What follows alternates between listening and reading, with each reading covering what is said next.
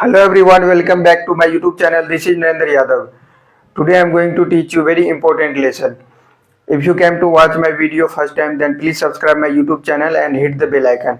तो दोस्तों आज के इस वीडियो में मैं आप लोगों को पढ़ाने जा रहा हूँ इंटरोगेटिव सेंटेंस पे कुछ क्वेश्चन यहाँ पे बेस्ड है सारे, और उसको स्पोकन इंग्लिश में हम लोग कैसे बोलेंगे ये मैं आप लोगों को सिखाने जा रहा हूँ। जो कि ये जितने भी सेंटेंस आप लोग बोर्ड पे देख रहे हो ये इंट्रोडक्टरी देयर पे बेस्ड है। ठीक है बच्चों, तो आइए आज के इस क्लास को शुरू करते हैं। तो स्टूडेंट आप लोग देख सकते हो ये हमारा इंटरोगेटिव सेंटेंस पे बेस्ड है, और इंटरोगेटिव सेंटेंस में बेसिकली होता क्या है पहले ये समझते हैं। तो अभी तक इससे पहले हम लोग क्लास में पढ़ते आ रहे थे कि देयर, जैसे यूज ऑफ इंट्रोडक्टरी देयर हम लोग पढ़ रहे थे। तो देयर के बाद हम लोग क्या लगाते थे बच्चों? देयर के बाद या तो इज लगता था, और इज क्या होता है, या नहीं तो आर लगता था, और या नहीं तो वाज या वर। क्लियर है दोस्तों यहाँ तक? तो देयर के बाद हम लोग यही पढ़ रहे थे, और इससे पहले की क्लास में मैं जब ये introductory use of introductory there का मैं आप लोगों को जो क्लास लिया था, पढ़ाया था, तो उसमें मैं आप लोगों को बताया था कि देयर के बाद इज कब लगता है और आर कब लगता है, कैसे लगता है, सारी डिटेल्स से मैं आप लोगों को पढ़ाया था, और वीडियो बना के मैं यूट्यूब चैनल पे ऑलरेडी अपलोड कर दिया हूँ। यदि आप लोग वो क्लास नहीं देखे हो, पहला क्लास ये देयर का, इंट्रोडक्टरी देयर का, तो वो जाके आप लोग देख लीजिएगा, और उसके बाद ये देखने के लिए आइएगा। फिर भी मैं आप लोगों को एक बार बता देता हूँ। तो ये मैं आप लोगों को बताया था देयर के बाद इज का जो प्रयोग किया जाता है, तो इज के प्रयोग किया जाता है जब वो सेंटेंस सिंगुलर नाउन के बारे में करता है या किया जाता है। किसके बारे में बात करता है? सिंगुलर नाउन के बारे में।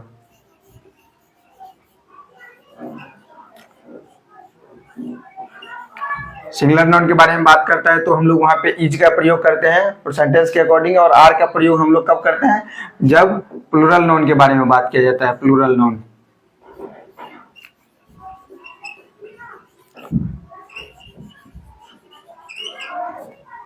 Plural noun. और वाज वेयर, इसमें भी सेम होता है। वाज का प्रयोग हम करते थे जब वो सेंटेंस सिंगुलर नाउन में रहता था, और वेयर का प्रयोग हम लोग करते थे जब वो प्लूरल नाउन में रहता था। तो ये आप लोगों को समझ में आ गया, कोई दिक्कत नहीं यहाँ तक। इसको मैं अभी मिटा देता हूं।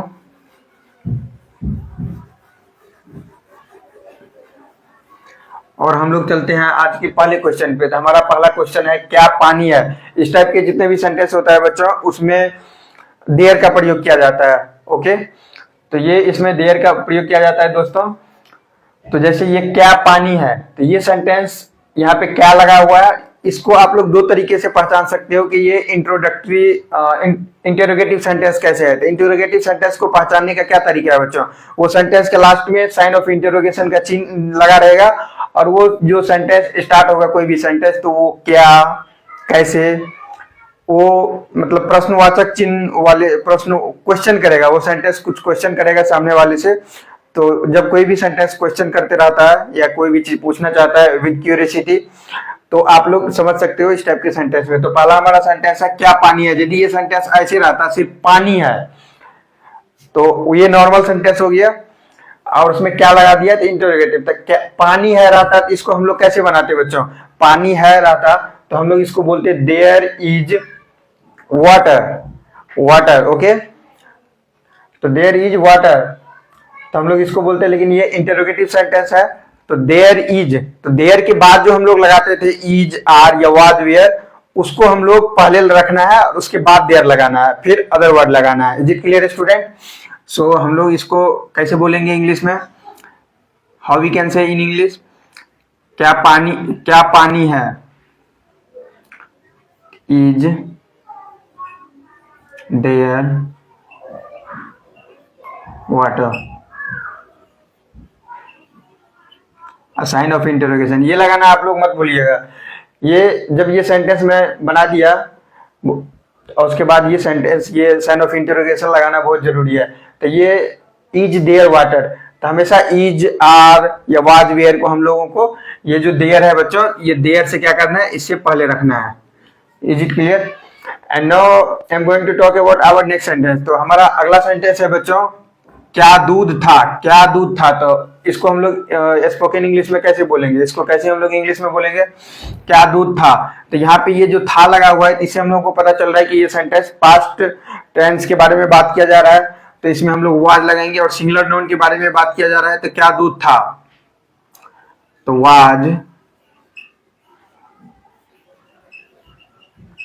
Was there milk, sign of interrogation. ठीक है बच्चों, यहाँ तक समझ में आ गया आप लोगों को। तो यहाँ पे देखो बच्चों, यहाँ पे मैं वाज का प्रयोग इसलिए किया हूँ क्योंकि ये सेंटेंस पास्ट टेंस में है, और ये देयर से पहले किया हूँ क्योंकि ये इंटरोगेटिव सेंटेंस है। अब मैं बात कर लेता हूँ नेक्स्ट सेंटेंस में, अगला सेंटेंस में। तो अगला हमारा सेंटेंस है क्या लड़के हैं। तो इसको हम लोग इंग्लिश में कैसे बोलेंगे, क्या लड़के हैं। तो how we can speak in English. तो क्या लड़के हैं, तो यदि ये ऐसे रहता है कि लड़के हैं, तो लड़के हैं कि इंग्लिश में हम लोग कैसे बोलते हैं बच्चों, लड़के हैं, तो देयर आर बॉयज बोलते। ये इंटरोगेटिव सेंटेंस है, तो आर को हम लोग पहले रखेंगे, are there boys, sign of interrogation. यहाँ पे आप लोग देख सकते हो बच्चों, ये जो बॉयज है ये प्लूरल नाउन है, ये सिंगुलर नहीं है। और देयर प्लूरल नाउन, मतलब ये प्लूरल नाउन है, और ये जो सेंटेंस है ये प्लूरल नाउन है, यानी कि बहुत सारे बच्चे के बारे में इसमें बात किया जा रहा है इस सेंटेंस में, इसलिए मैंने यहाँ पे आर लगाया है। यदि यहाँ पे एक बच्चे के बारे में बात किया जाता है तो हम लोग यहाँ पे सिर्फ इज लगाते हैं। और अगला सेंटेंस है हमारा क्या गाय है। तो इसको हम लोग इंग्लिश में कैसे बोलते हैं बच्चों, स्पोकन इंग्लिश में, क्या गाय है। क्या गाय है मतलब एक गाय के बारे में बात किया जा रहा है, तो क्या गाय है,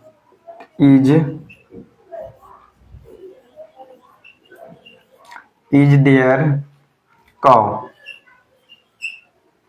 साइन ऑफ इंटरोगेशन। ये लगाना बहुत जरूरी है, इंटरोगेटिव साइन ऑफ इंटरोगेशन।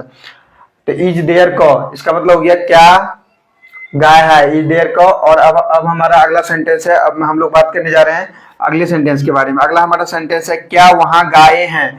तो यहाँ पे आप लोग देख सकते हो बच्चों, गाय है, तो यानी कि ये गाय है, इसका मतलब हुआ कि ये प्लूरल नाउन के बारे में बात किया जा रहा है इस सेंटेंस में। और वहां ये जो गाय है ये नजदीक में नहीं है, यहाँ और वहां में क्या डिफरेंस है बच्चों। यहाँ में मतलब जब हम लोग किसी भी वस्तु या किसी भी चीज के बारे में बात करते हैं और वो चीज हमारे पास रहता है, हमारे नजदीक में रहता है, तो हम लोग यहाँ बोलते हैं मतलब हेयर, और वहां मतलब which is far away from us, then हम लोग वहां बोलते हैं, और वहां को हम लोग देयर यूज करते हैं।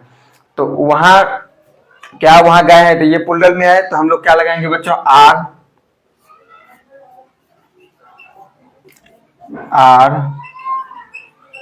Are there cause. और उसके बाद क्या है, कहां पे गए हैं, तो वहां मतलब देयर, तो are there cows there, sign of interrogation. Is it clear student. And हमारा अब अगला सेंटेंस है, now I am going to talk about our next sentence. Our next sentence is क्या गाय थी, क्या गाय थी। तो इसको हम लोग स्पोकन इंग्लिश में कैसे बोलेंगे बच्चों, क्या गाय थी। तो गाय थी, तो ये हमारा पास्ट टेंस में चला गया, था थे थी के बारे में बात किया जा रहा है, तो इसमें वाज लगेगा। क्यों, क्योंकि ये सिंगुलर नाउन के बारे में भी बात किया जा रहा है इसमें। तो हम लोग इसका बनाएंगे स्पोकन इंग्लिश में, हम लोग बोलेंगे वाज, क्या गाय थी, वाज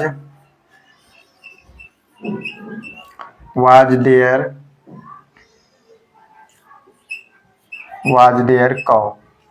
ठीक है बच्चों, अब मैं बात करने जा रहा हूँ, now I am going to talk about our next sentence. Our next sentence is क्या गायें थी। तो इसको हम लोग इंग्लिश में कैसे बोलेंगे बच्चों, स्पोकन इंग्लिश में, क्या गायें थी।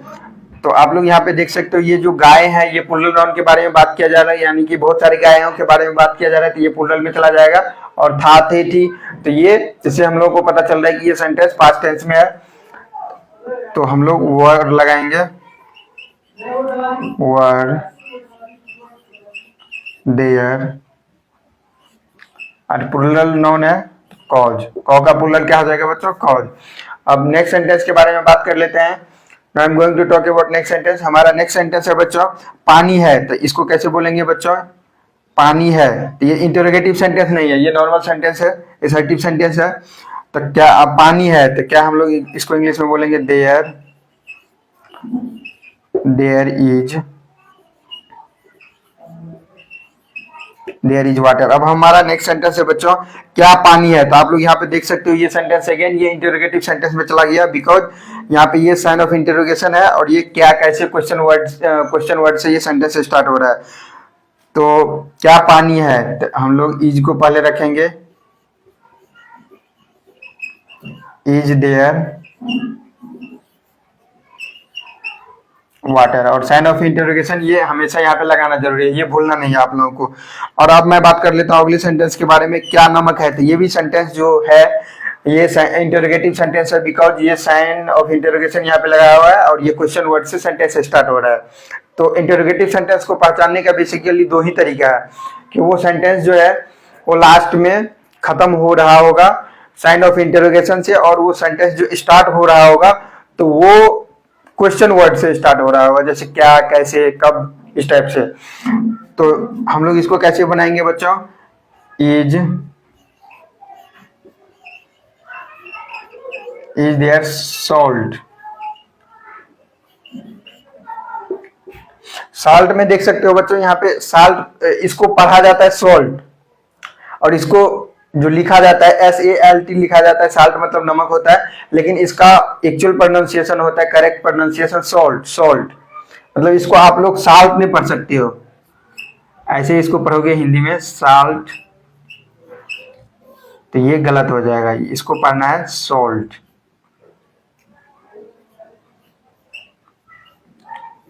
सॉल्ट ये हमारा सही है, ठीक है बच्चों। तो यहाँ तक आप लोगों को समझ में आ गया, इसको सॉल्ट पढ़ा जाता है, ये गलत नहीं करना है। अब मैं बात कर लेता हूँ हमारा नेक्स्ट सेंटेंस के बारे में। अगला हमारा सेंटेंस है, क्या एक फूल है। तो यहाँ पे आप लोग देख सकते हो क्वेश्चन वर्ड से ये सेंटेंस स्टार्ट हो रहा है और खत्म हो रहा है इंटरोगेटिव साइन ऑफ इंटरोगेशन से। तो ये हमारा इंटरोगेटिव सेंटेंस हो गया।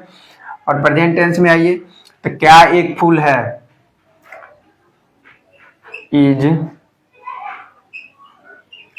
Is there a flower.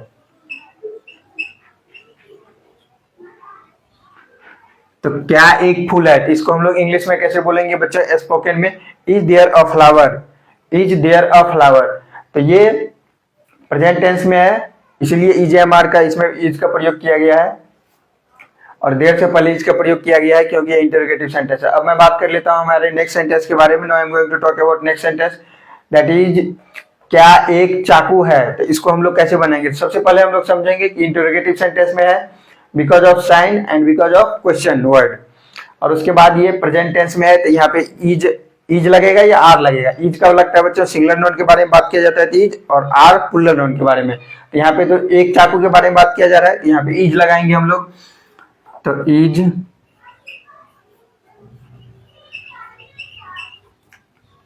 Is there a knife, sign of interrogation.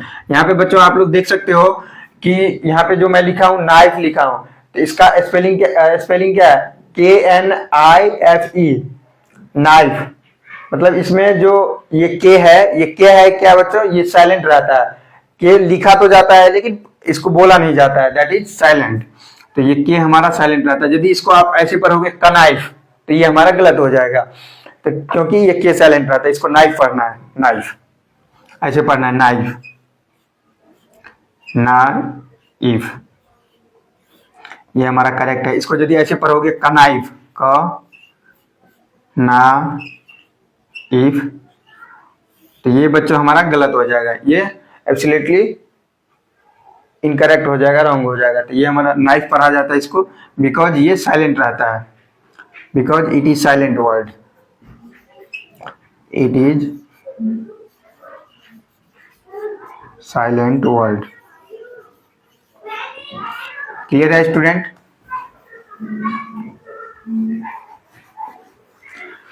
दोस्तों अब मैं बात कर लेता हूं हमारे नेक्स्ट सेंटेंस के बारे में, जो कि है क्या एक बाग है। तो ये सेंटेंस से हम लोग को क्या पता चल रहा है कि इंटरोगेटिव सेंटेंस में है, इंटरोगेटिव सेंटेंस है ये, because of sine of interrogation, और ये सेंटेंस स्टार्ट हो रहा है, शुरुआत हो रहा है क्वेश्चन वर्ड से।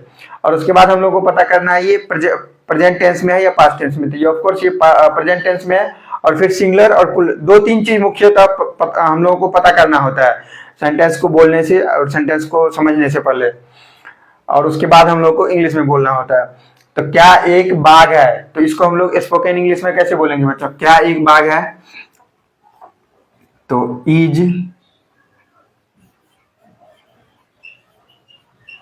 There a tiger.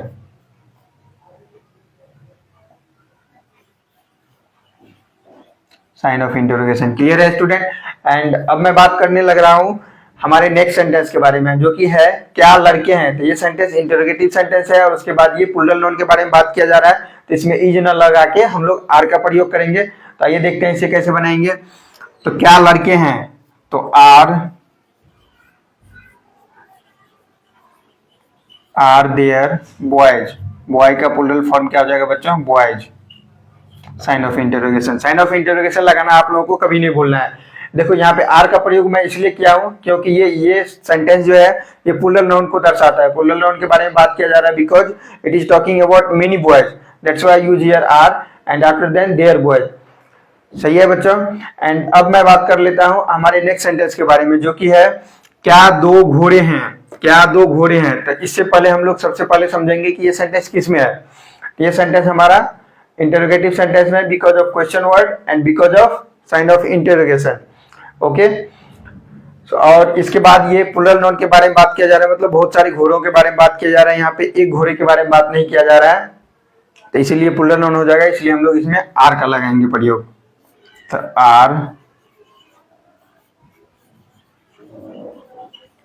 Are there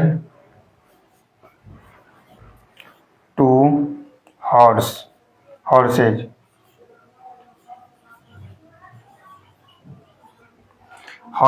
HORSE, horse मतलब घोड़ा हो जाता है, और दो घोड़ा है तो हॉर्सेज प्लूरल फॉर्म इसका हो जाएगा। तो आर देयर टू हॉर्सेज, क्या दो घोड़े हैं, आर देयर टू हॉर्सेज। अब हमारा नेक्स्ट सेंटेंस है एक राजा था। तो इसको हम लोग इंग्लिश में कैसे बोलेंगे स्पोकन इंग्लिश में बच्चों, how we can say in spoken English. तो एक राजा था, first of all we should understand about it is talking about past tense और प्रेजेंट टेंस। तो of course it is talking about past tense because यहाँ पे था थे थी है, तो ये पास्ट टेंस के बारे में बात किया जा रहा है। और एक राजा था, और ये सिंगुलर नाउन है, ये प्लूरल कितने राजा के बारे में बात किया जा रहा है, how many kings, there are how many kings. तो एक राजा के बारे में यहाँ पे बात किया जा रहा है, ना कि बहुत सारे राजा के बारे में बात किया जा रहा है, किंग के बारे में। तो ये ऑफ कोर्स यहाँ पे वाज लगेगा। जब प्लूरल फॉर्म रहता है, प्लूरल नाउन के बारे में बात किया जाता है, तो हम लोग वर का प्रयोग करते हैं वहां पे। तो एक राजा था, इंटरोगेटिव में हम लोग लगाएंगे एक राजा था। ये इंटरोगेटिव सेंटेंस नहीं है, ये असर्टिव सेंटेंस है, नॉर्मल वाले सेंटेंस है। तो एक राजा था, तो हम लोग इसको बोलेंगे देयर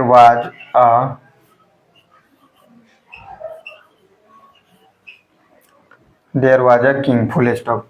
तो जो इंटरोगेटिव सेंटेंस रहता है बच्चों, उसमें हम लोग लास्ट में जब सेंटेंस खत्म हो रहा होता है, तो वहां पे हम लोग इंटरोगेटिव का साइन लगाना जरूरी हो जाता है। वो यदि छोड़ दोगे तो गलत हो जाएगा, फिर भी मतलब एज ए रिटेन लैंग्वेज में वो गलत माना जाएगा। तो और ये सिंपल वाले सेंटेंस होता है, तो फुल स्टॉप इसमें भी लगाना जरूरी होता है। क्यों, क्योंकि इससे ये पता चलता है कि ये सेंटेंस जो यहाँ से स्टार्ट हो रहा था, देयर वाज अ किंग, यहाँ पे जाके खत्म हो गया। ठीक है बच्चों। अब मैं बात कर लेता हूँ हमारा नेक्स्ट सेंटेंस। ये जो हमारा सेंटेंस है, दो बैल थे, इससे हम लोगों को ये क्या पता चल रहा है, ये इंटरोगेटिव सेंटेंस तो ऑफ कोर्स नहीं है, और था असर्टिव सेंटेंस है, और था थे थी मतलब पास्ट टेंस के बारे में बात किया जा रहा है। तो हम लोग इसको स्पोकन इंग्लिश में कैसे बोलेंगे बच्चों, दो बैल थे, तो हम लोग बोलेंगे देयर, तो ये लिखेंगे देयर वेयर टू। अब देखो बच्चों, यहाँ पे मैं आप लोगों को देयर वेयर टू, अब मैं आप लोगों को समझाने जा रहा हूं कि देखो ऑक्स का मतलब क्या हो जाता है बच्चों, बैल। तो बैल जो होता है सिंगुलर बैल, एक बैल के बारे में बात करते हैं हम लोग, तब हम लोग क्या लिखते हैं और क्या बोलते हैं, ऑक्स बोलते हैं। ऑक्स मतलब बैल, ये सिंगुलर फॉर्म में है। और इसी का जब बहुत सारे बैल रहता है, बहुत सारे बैलों के बारे में बात किया जाता है, तो उसका प्लूरल फॉर्म के बारे में बात किया जा रहा है, तो हम लोग वहां पे क्या बोलते हैं बच्चों, ऑक्सेन। ऑक्स का हो जाता है ऑक्सेन, ऑक्सेन हो जाता है प्लूरल फॉर्म, और ये होता है सिंगुलर फॉर्म, और ये प्लूरल फॉर्म। ठीक है बच्चों यहाँ तक। तो देयर वेयर 2 ऑक्सन, यहाँ पे क्या लिखेंगे, ऑक्स लिखेंगे या ऑक्सन लिखेंगे? यहाँ पे ऑफकोर्स हम लोग ऑक्सन लिखेंगे क्योंकि ये सेंटेंस प्लूरल नाउन में है। ठीक है बच्चों, तो देयर वेयर 2 ऑक्सन। ठीक है बच्चों, यहां तक ये समाप्त हो गया। तो दोस्तों आज के इस क्लास को मैं यहीं पे समाप्त करने जा रहा हूं और मैं आशा करता हूं आज का ये वीडियो आप लोगों को बहुत ही अच्छा लगा होगा और बहुत कुछ सीखने को मिला होगा।